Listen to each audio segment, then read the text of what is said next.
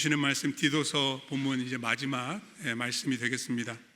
설교 본문은 8절부터 3장 8절부터 15절까지인데 일단 8절 말씀만 먼저 합독하시면 좋겠습니다. 성경 가지고 오신 분들은 말씀을 열어주시고요.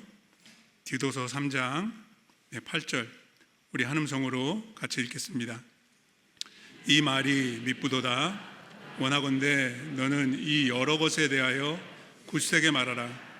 이는 하나님을 믿는 자들로 하여금 조심하여 선한 일을 힘쓰게 하려 함이라. 이것은 아름다우며 사람들에게 유익하니라. 아멘. 우리 말씀을 위해서 한 번 더 기도하겠습니다. 하나님이 말씀을 우리에게 열어주시기를 기도합니다. 디도서 말씀을 통해 살아계신 하나님의 그 음성에 귀 기울일 수 있도록 은혜와 지혜를 더해 주시옵소서. 하나님의 도우심이 없이는 깨달을 수도 없고 믿을 수도 없고 무엇보다도 이 말씀을 가지고 살아낼 수 없는 연약한 우리들, 주님께서 긍휼히 여겨주시고 말씀의 은혜와 능력으로 우리 모두와 함께하여 주시옵소서. 설교도 예배입니다. 전하는 자는 말씀을 선포하면서 들으시는 우리 성도님들은 말씀에 경청하면서 오직 하나님께 집중하게 하시고 나를 향하신, 우리를 향하신, 교회를 향하신 하나님의 뜻을 밝게 깨달아 알 수 있도록 믿음으로 순종하며 하나님을 영화롭게 할 수 있도록 우리 모두 가운데 성령으로 역사해 주시옵소서. 예수 그리스도 이름으로 간절히 기도합니다. 아멘. 지난주에 제가 이런 제목의 이메일 한 통을 받았습니다. Helping you find healthy churches.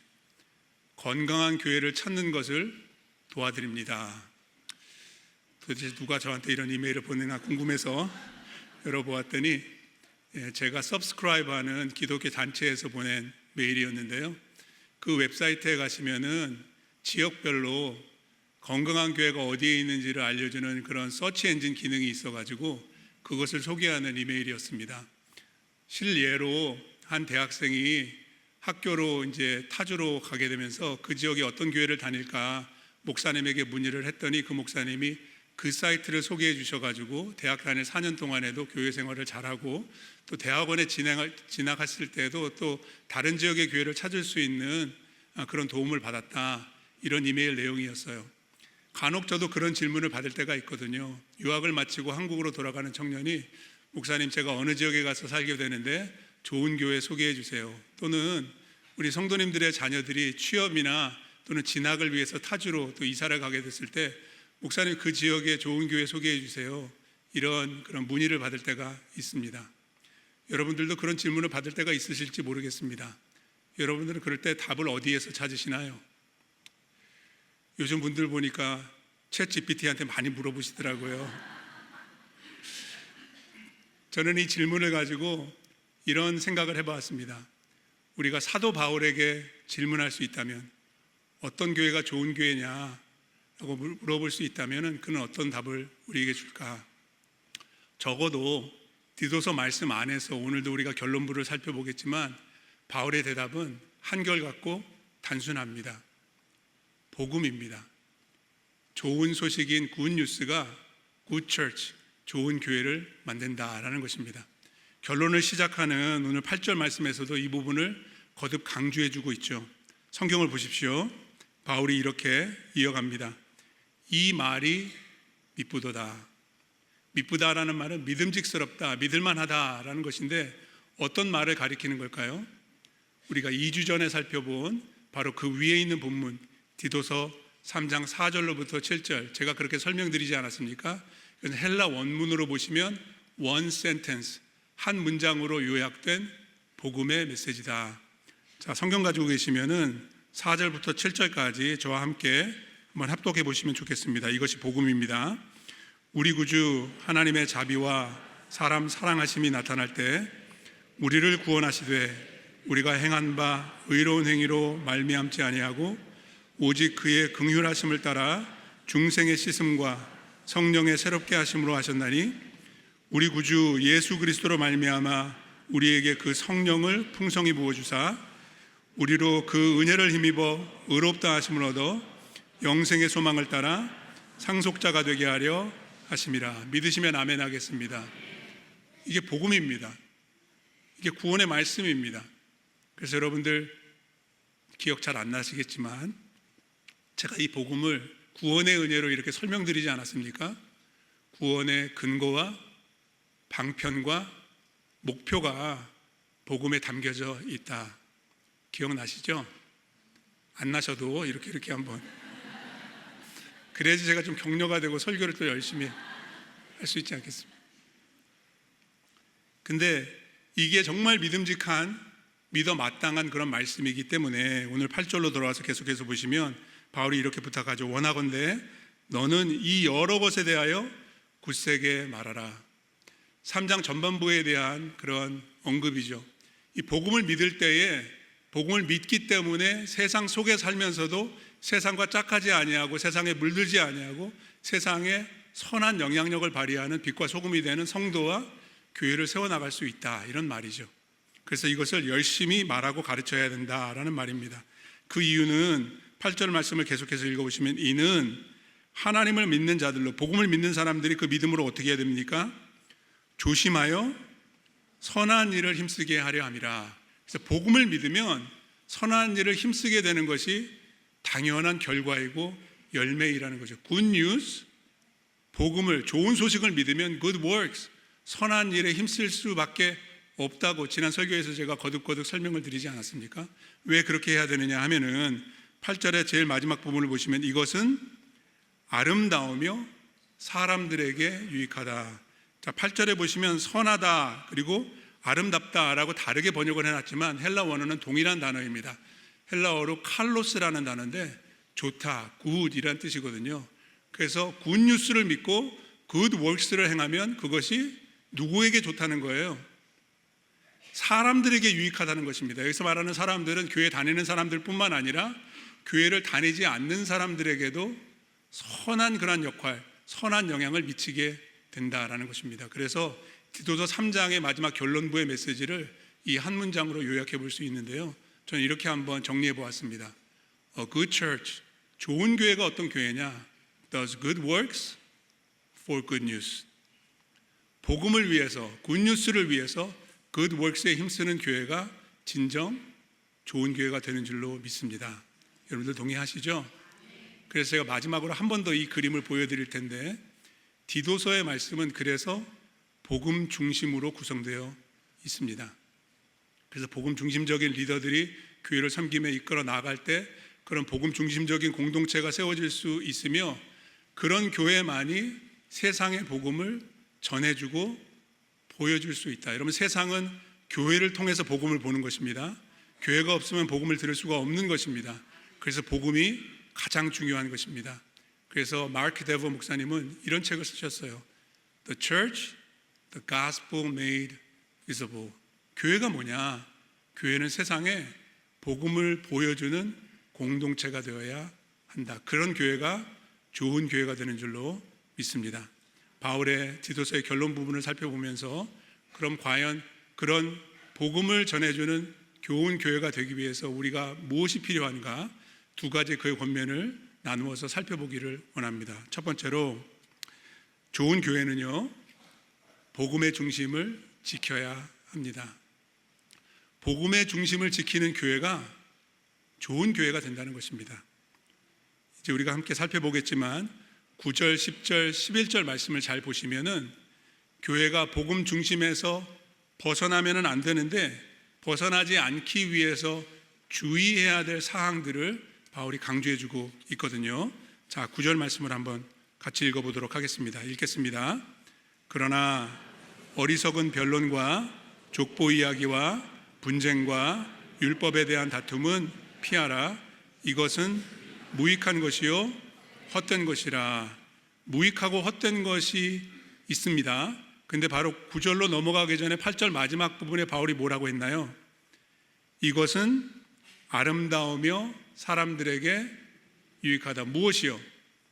복음을 믿고 선한 일에 힘쓰는 일은 참 아름답고 선하고 사람들에게 유익한데, 그와 정반대로 전혀 도움이 안 되고 무익하고 헛된 것도 있다라는 것입니다. 이것을 교회가 주의해야 되는데 그게 뭘까요?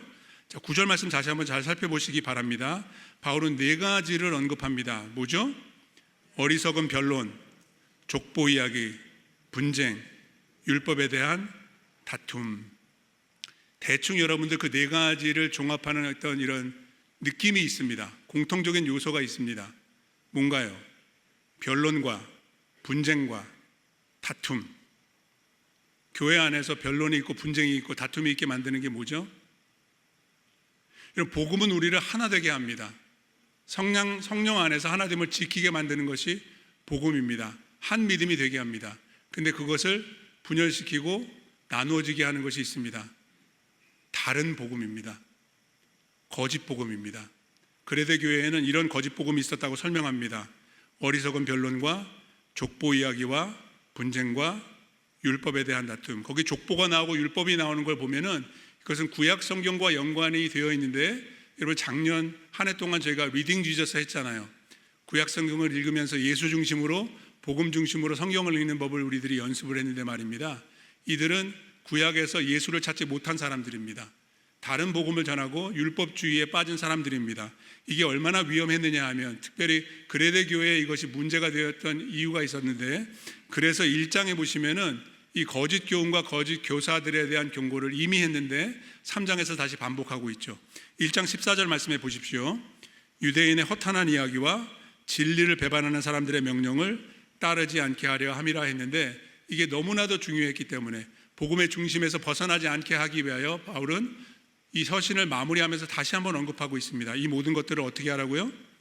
피하라, 상관하지 말라, 거리를 두라 라고 강조하고 있습니다. 이러한 변론과 분쟁과 다툼을 멀리하기 위해서, 피하기 위해서 그것들을 그런 원인 제공을 하는 사람들이 문제거든요. 그 사람들을 피해야 한다고 바로 그 다음 절에 연이어서 설명하고 있습니다. 자, 10절 말씀 읽어보겠습니다. 같이 읽겠습니다. 이단에 속한 사람을 한두 번 훈계한 후에 멀리하라. 거기 이단이라고 번역된 그 단어가 오해의 소지가 있는 것이, 헬라 원어는 하이레티코스라는 단어입니다. 하이레티코스. 여기에서 영어에 헤레틱, 이단이 나왔기 때문에 개역개정에서도 이단으로 번역했지만, 사실 1세기에는 하이레티코스라는 단어는 이단이라는 의미로 사용되지 않았어요. 당을 짓고 팔을 나누고 분열을 일삼는 사람들을 일컫는 그런 표현입니다. 근데 이런 사람들이 결국에는 이단이 되었죠. 이런 사람들이 교회에 들어오면 어떻게 하라는 것입니까? 10절에 나오죠. 훈계하라는 것입니다. 한 번, 두 번 정도는 훈계해서 더 이상 그것을 믿지 말고, 말하지 말고, 가르치지 말고, 교회를 복음에서 멀어지게 하지 말라라고 경고하라는 것입니다. 예수님께서도 마태복음 18장에 보시면은 교회의 권징, Church Discipline Process에 대해서 설명을 해주셨죠. 문제가 있는 사람은 어떻게 해야 되죠? 개인적으로 찾아가서 권면을 하고, 듣지 않으면 두세 증인과 함께 권면하고, 그래도 듣지 않으면 교회에다 말하고, 예수님 뭐라고 그러셨어요? 이방인과 세리와 같이 여기라. 이게 무슨 뜻이죠? 교회에서 출교를 시키라는 것입니다. 복음을 가르쳐주고 복음을 배우게 할 때 그 배움을 거부하고 오히려 복음에 반대되는 그런 행동이나 교회의 하나됨을 해치는 사람이 있으면 어떻게 해야 되죠? 징계하라는 것입니다. 그리고 정 안 되면은 그를 멀리하라, 교회에서 내보내기까지 할 수 있어야 한다는 것입니다. 그래서 여기 멀리하라는 단어를 영어 성경에 보시면 이렇게 번역을 해놨어요. Have nothing more to do with him. 교인으로 여기지 말라는 것입니다. 쉬운 성경은 또 이렇게 번역을 했더라고요. 그와의 관계를 끊어버리십시오. 왜 그렇게까지 강경한 조치를 취해야만 할까요? 자, 11절에 그 이유에 대해서 바울이 이렇게 덧붙여 설명합니다. 자, 11절 말씀 같이 읽겠습니다. 이런 사람은 내가 아는 바와 같이 부패하여 스스로 정죄한 자로서 죄를 짓느니라. 부패했기 때문이라고 설명합니다. New Living Translation 영어 성경에 보시면 이 영적인 부패성을 이렇게 번역을 했습니다. For people like that have turned away from the truth. 진리를 등지고 진리에서 완전히 떠나버렸기 때문에 그런 사람이 교회 안에 있으면 또 다른 사람들에게 악한 영향을 미칠 수 있다 없다. 이런 사람들을 징계하고 다루지 않으면 교회가 복음의 중심을 지키지 못하고 벗어날 수 있다는 것이죠. 더 나가서 이 사람을 어떻게 묘사하는지 11절 후반부에 보시기 바랍니다. 스스로 정죄한 자로서 죄를 짓는다. 이야기 조금 까다로운데요, 쉬운 성경은 이렇게 쉽게 번역을 했더라고요. 자기가 잘못하는 줄 알면서도 계속 죄를 짓는 악한 사람입니다. 무슨 말이냐면 자기만 잘못하는 것이 아니라 자기의 잘못함을 통해서 다른 사람도 잘못하게 하고 죄에 빠뜨릴 수 있기 때문에 이런 사람들은 경계를 해야 되고 징계를 해야 된다, 이렇게 표현하고 있는 것이죠. 그렇게 악한 의도로 복음을 회방하는 사람은 권징을 해야 됩니다. 왜 그렇게까지 해야 될까요? 결론은 단순합니다. 교회가 복음의 중심을 놓치지 않기 위해서. 우리가 이것을 심각하게 생각해야 됩니다. 여러분, 교회는 모든 사람들을 받아줘야 되고 사랑해야 되고 용서해야 되는 거 맞습니다만은 이 복음이라는 부분에 있어서는 절대로 타협할 수 없는 접점이 있습니다. 복음에 열려 있고 복음에 관심이 있는 한은 교회에 함께 할 수 있지만 복음을 적대시하고 회방하는 사람은 교회에 남겨두어서는 안 되는 것입니다. 복음의 중심을 지켜야 하는 것이 왜 이렇게 중요할까요? 왜냐하면 우리는 복음을 통해서 예수를 만나고 예수를 배우고 믿음을 지켜낼 수 있기 때문입니다. 그래서 여러분, 교회는 복음이면 충분해야 합니다. 나머지 모든 것들은 부수적인 거예요. 있어도 좋지만 없어도 복음만 있으면 괜찮은 교회가 진정 좋은 교회가 되는 줄로 믿습니다. 여러분도 그렇게 믿으시나요? 그래서 한 가지 예를 들어서 저희 교회 주일학교에서는 The Gospel Project라는 커리큘럼으로 우리 자녀들을 가르치고 있습니다. 가스펠 프로젝트가 뭐냐 하면요, 모든 성경을, 신구약 모든 성경을 예수 그리스도 중심으로 복음의 포커스를 맞춰서 가르치는 것입니다. 그래서 여러분들 자녀들 저희 교회 데려오시면 적어도 주일은 복음을 듣고 갑니다. 듣고 또 듣게 합니다. 왜냐하면 복음이면은 충분하기 때문입니다. 그렇다면 또 하나 우리가 생각하고 고민해야 될 질문이 있는데, 이 복음의 중심에서 벗어나게 하는 그 원인이 무엇일까? 바울이 왜 이렇게 강조하고 여기에 대한 심각성을 두고 있을까? 여러분, 그레데 교회의 문제는 무엇이었나요? 사람이 문제였습니다. 사람이. 복음에서 벗어난 사람들이 다른 사람들을 복음에서 벗어나게 만드는 이 사람들이 문제였습니다. 오늘날의 교회도 사람이 문제가 될 수 있습니다. 복음만으로 충분하지 않다고 여기는 사람들이 교회에서 목소리를 높이고 영향력을 행사하게 되면 그 교회는 어디로 갈까요? 다른 것은 몰라도 복음 중심성은 잃게 되는 것입니다. 미국의 프랜시스 첸이라는 목사님이 계신데 이분이 쓰신 교회의 부르심이라는 책이 있어요. 아주 좋은 책인데요, 그 책에서 읽은 이야기입니다. 목사님의 딸이 어렸을 때 생일을 앞두고 있어서 파티를 어떻게 해줄까 딸과 이야기를 나누면서 이런 질문을 했답니다. 딸아, 만약에 케이크 하나 준비해 놓고 너희 친구들을 초대한다면 몇 명이나 올 것 같니? 그랬더니 한 2명은 올 것 같더래요. 파티하는데 여러 가지를 해야 되잖아요. 그래서 또 다른 질문을 했어요. 그럼 만약에, 목사님이니까 그렇게 해줄 수는 없지만 만약에 오락장 전체를 전세를 내가지고 라이브 밴드로 음악을 공연을 해주고 음식을 풍성하게 준비하고 토큰을 무제한으로 줘서 실증 날 정도로 그 전자게임을 할 수 있도록 해주면은 몇 명이나 올 것 같냐 물어봤더니 답이 학교 전체가 다 나타날 것 같다는 거예요. 근데 프랜시스 첸 목사님이 이 얘기를 하는 거는 달의 생일 파티를 얘기하고 싶은 것이 아니라 오늘날 교회의 실상에 대해서 신랄하게 비판하고 싶어서 얘기하는 거예요. 교회는 복음을 전해야 되는데 복음만 전하면 사람들이 안 온다는 거예요. 건물이 있어야 되고 시설도 중요하고 여러 가지 다양한 프로그램, 사람들의 구미에 맞춰서 이런저런 것을 제공해 주지 않으면 사람들이 교회에 더 이상 나타나지 않는 그런 시대가 되고 말았다. 이게 위기입니다. 어떤 목사님이 이런 말씀을 하셨어요. 교회의 위기는 교회가 복음을 충분하다고 믿지 않는 것이다.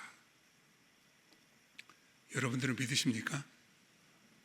복음이 전부이고 복음만 있으면 충분하다고 여러분들 믿으시나요?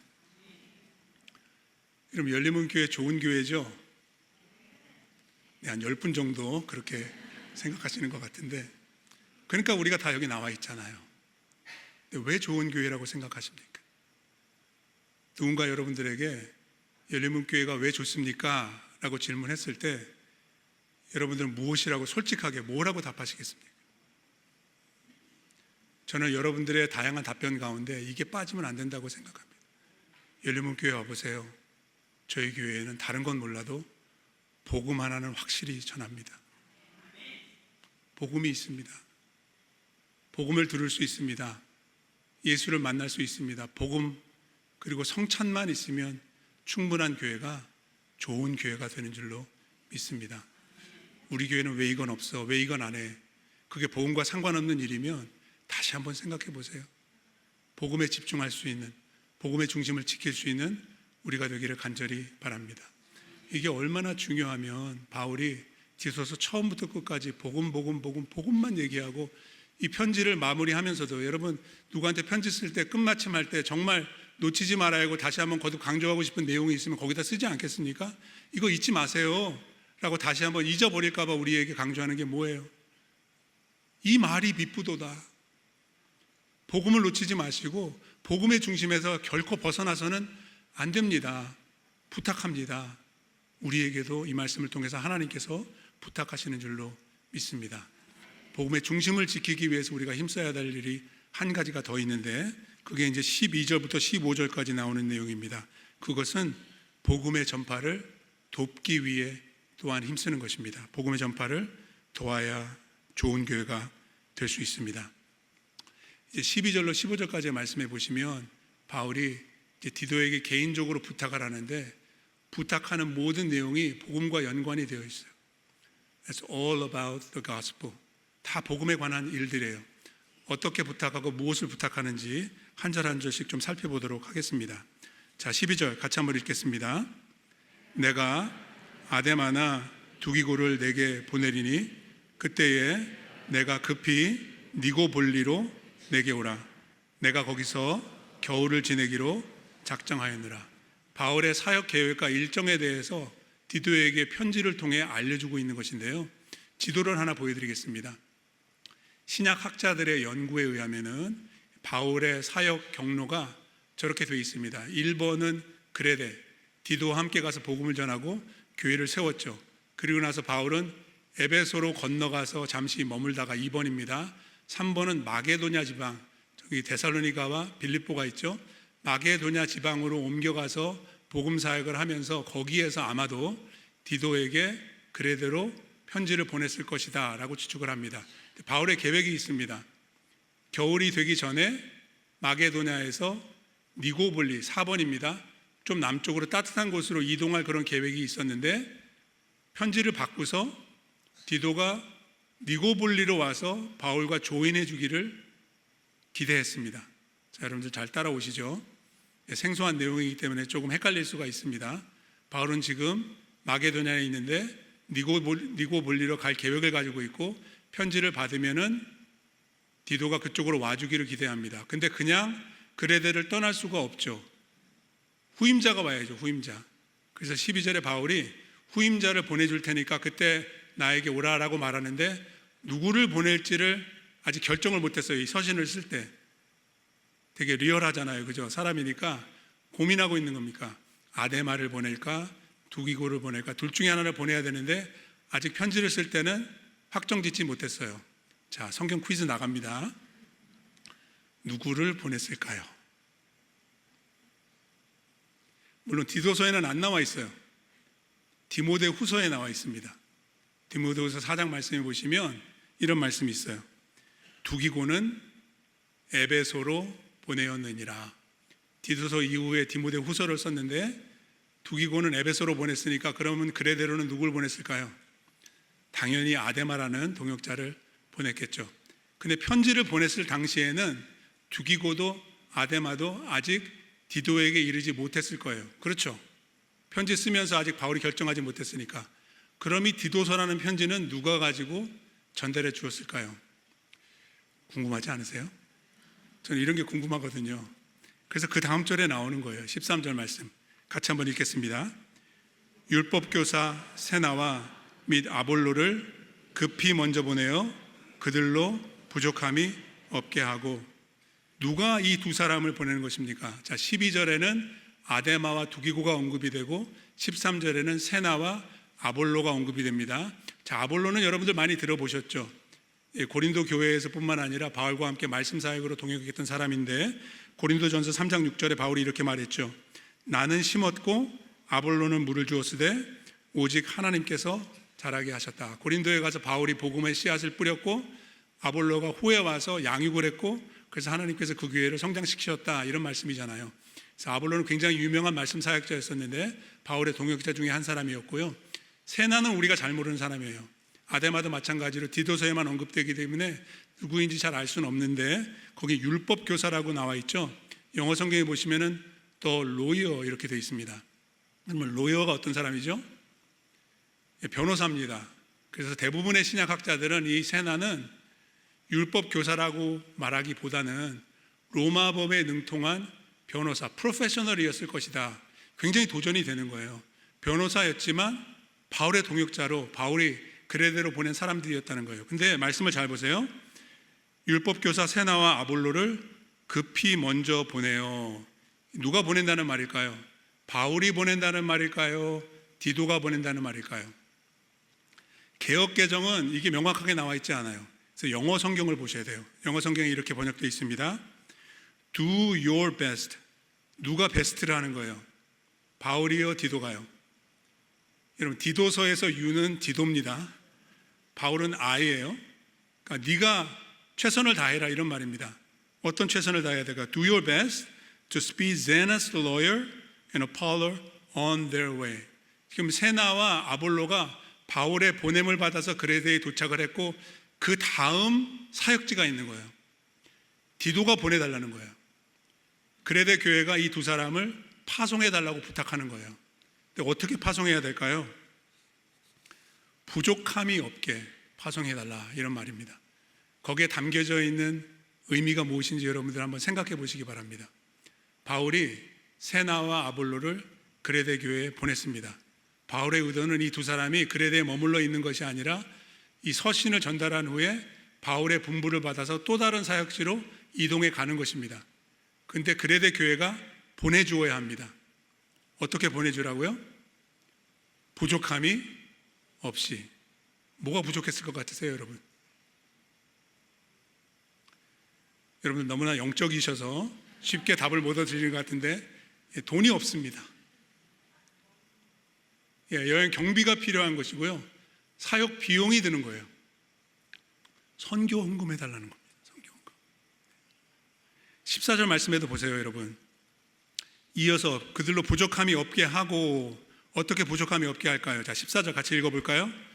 또 우리 사람들도 열매 없는 자가 되지 않게 하기 위하여 필요한 것을 준비하는 좋은 일에 힘쓰기를 배우게 하라. 여기 우리 사람들은 누구를 말하냐면 그레데 교회의 성도들을 가리키는 겁니다. 바울은 그들을 우리 사람들, 바울과 디도의 사람들이라고 설명하고 있습니다. 왜냐하면 그들이 복음을 전했고 그들이 교회를 세웠고 양육을 했기 때문이죠. 그 사람들이 어떻게 하기를 바라는 거죠? 14절 말씀 잘 보세요, 여러분. 필요한 것을 준비하는 좋은 일. 여기 좋은 일 또 나왔습니다. Good works입니다. 여기서 말하는 좋은 일은 뭐죠? 복음 사역을 돕고 재정적으로 후원하는 일입니다.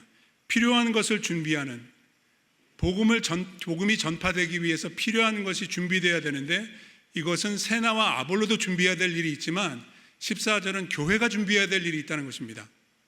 재정적인 후원과 물론 기도의 후원도 포함되어 있었겠죠. 근데 바울이 흥미롭게도 이런 표현을 씁니다. 14절 말씀 보세요, 여러분. 열매 없는 자가 되지 않게 하기 위하여. 여기서 말하는 열매는 복음 사역의 열매이거든요. 복음을 전파하고 사람들이 예수를 믿고 구원에 이르게 되고 교회가 세워지게 되는 등 다양한 그런 열매들을 기대하게 되는데, 그 열매를 누가 얻게 되는 것입니까? 물론 복음을 직접 전하는 사람들도 열매를 얻게 되는 것입니다. 하지만 14절은 그 열매를 누가 보는 거예요? 그레데 교회가 동역을 통해, 파송을 통해, 후원을 통해 이 열매를 보게 되기를 원한다는 것입니다. 여러분들의 신앙생활에 이런 열매가 가득하기를 주의 이름으로 축복합니다. 그렇게 되기 위해서는 복음의 전파를 위해서 여러분들이 힘쓰셔야 되고, 좋은 일에 힘쓰셔야 되고, 특별히 재정적인 후원에 여러분들이 동참해 주셔야만 합니다. 오늘 영상 공동체 소식을 통해서도 보셨고, 또 여러분들 프린트 주보에 보시면은 단기 선교에 대한 그런 안내가 나와 있지 않습니까? 우리 일본 단기 팀들이 내일 돌아오게 되는데 계속해서 기도해 주시고, 또 일본의 복음이 전파될 수 있도록 여러분들 마음속에 두시고 함께 해주시면 좋겠습니다. 또 컴패션 엘살바도르 단기팀도 이제 화요일 날 새벽에 이제 도착하게 되는데 말입니다. 컴패션을 위해서 기도하실 때 여러분들이 후원하고 있는 컴패션 아동을 위해서, 여러분들이 후원하고 있는 컴패션 사역을 위해서도 여러분들이 관심 가져주시고 기도해 주시기를 바랍니다. 예를 들면 장로교회에서는 매년 컴패션 주의를 지키고 100명 이상의 분들이 새로운 후원자로 헌신해 주시기 때문에 거의 열리면 장로교회 교인이시면 컴패션 아동 1명 이상들은 다 후원하실 것 같은데, 혹시 높아심에 제가 부탁을 드리지만 아직까지 컴패션 후원 아동이 없는 분들은 이 설교를 잘 들으시고 기도해 보시기 바랍니다. 여러분, 컴패션은 선교입니다. 굶주린 아이들에게 빵만 주는 것이 아니라 복음을 주고 영적으로 양육하는 사역입니다. 기도해 보십시오. 그리고 이미 후원하고 계신 분들은 계속해서 후원해 주시기를 또한 부탁을 드립니다. 또 다음 주일날 출발하지만 볼티모어 살람센터에 우리를 찾아온 그 난민 이웃들을 위해서, 또 선교 사역을 위해서 팀이 22명의 분들이 귀한 발걸음을 옮기시지 않습니까? 지난 금요일 선교 기도회 때 나와보셨던 분들은 소식을 이미 들으셨겠지만, 이 살람센터 단기팀을 돕기 위해서 지난 주일날 우리 넥스 청년들이 귀한 행사를 진행했습니다. 서포트 데이를 했어요. 거기 가서 VBS를 하게 되는데 VBS에 필요한 물품들을 보내는 사람들이 미리 준비해서 같이 보내주고요. 다음 주일에는 한 5-6명이 같이 미리 올라가서 셋업하는 것도 봉사해주고 내려온다고 합니다. 여러분, 사진만 보셔도 얼마나 마음이 훈훈해지십니까? 그렇지 않습니까? 너무 고맙다, 우리 청년들 귀하다, 그런 생각이 드시죠? 이들만 서포트하는 것이 아니라 여러분들도 이미 서포트를 하고 계시고 앞으로도 계속해서 귀한 서포트를 이어가 주시기를 부탁을 드립니다. 후반기 단기 선교가 또 계획 중이고 또 진행될 것입니다. 혹시 여러분들 오이코스에서 단기 선교에 가시는 분들이 계시면 후원해 주세요. 기도만 하지 마세요, 여러분. 물질이 있는 곳에 마음이 가는 거 아니겠습니까? 적은 정성이라도 여러분들 동참해 주세요. 또 각 오이코스에는 여러분들에게 어사인된 후원 선교사님들이 다 계실 겁니다. 그분들을 위해서 기도해 주시고요. 매년 크리스마스 때가 되면 저희들이 하는 행사가 있죠. 연례 행사. 선교사님 힘내세요 하잖아요. 여러분, 선교사님 힘내세요는 1년에 한 번만 해야 되는 거 아닙니다. 여름에 해도 되고요, 매달 해도 됩니다. 여러분께서 마음을 같이 하시고 이 선교에 동참해 주시기를 바랍니다. 그럴 때 선교지에서 맺히게 되는 그 열매가 우리에게도 열매가 있게 해주는 놀라운 축복을 두루두루 누리게 될 것입니다. 그래서 디도서의 마지막 절을 보시면은 이 은혜 안에서 서로 사랑으로 돌보고 후원하는 그런 관계가 얼마나 복된 것임을 강조해 주면서 마치게 되는데요. 자, 12절, 15절 말씀 같이 한번 읽어보도록 하겠습니다. 나와 함께 있는 자가 다 내게 무난하니 믿음 안에서 우리를 사랑하는 자들에게 너도 무난하라. 은혜가 너희 무리에게 있을지어다. 은혜로 서로 무난한 것을 부탁하면서 설교를, 이 서신을 지금 마무리하고 있는데요. 나와 함께 있는 자는 지금 마게도냐의 바울과 함께 있는 복음 동역자들을 가리키는 것이고, 믿음 안에서 우리를 사랑하는 자들은 그레데 교회 성도들을 가리키는 것입니다. 제 눈에 띄는 단어는 우리라는 단어입니다. 14절에도 나오고 15절에도 함께 언급되고 있는 이 표현은 복음 안에서 하나 된 우리입니다. 복음 때문에 연결된 우리, 그렇기 때문에 은혜 안에서 서로 무난할 수 있는 그러한 우리, 이 우리 가운데 저와 여러분들도 포함될 수 있게 되기를 간절히 바랍니다. 선교지에서 수고하는 그 누군가, 단기 선교로 파송되는 그 누군가와 함께 우리라고 말할 수 있는 우리, 복음 안에서 하나 되고 복음을 위해서 선한 일에 힘쓰는 우리 모두가 되기를 주의 이름으로 축복합니다. 그럴 때 열림은 장로교회가 지금도 좋은 교회지만 앞으로도 더 좋은 교회가 될 수 있을 줄로 믿습니다. 좋은 교회를 세워나가기 위해서 우리는 복음의 중심을 지켜야 하고요, 복음의 전파를 위해 돕고 힘써야 할 줄로 믿습니다. 그런 교회를 남은 한 해 동안도 힘써 세워나갈 수 있는 우리 모두가 되기를 간절히 바랍니다.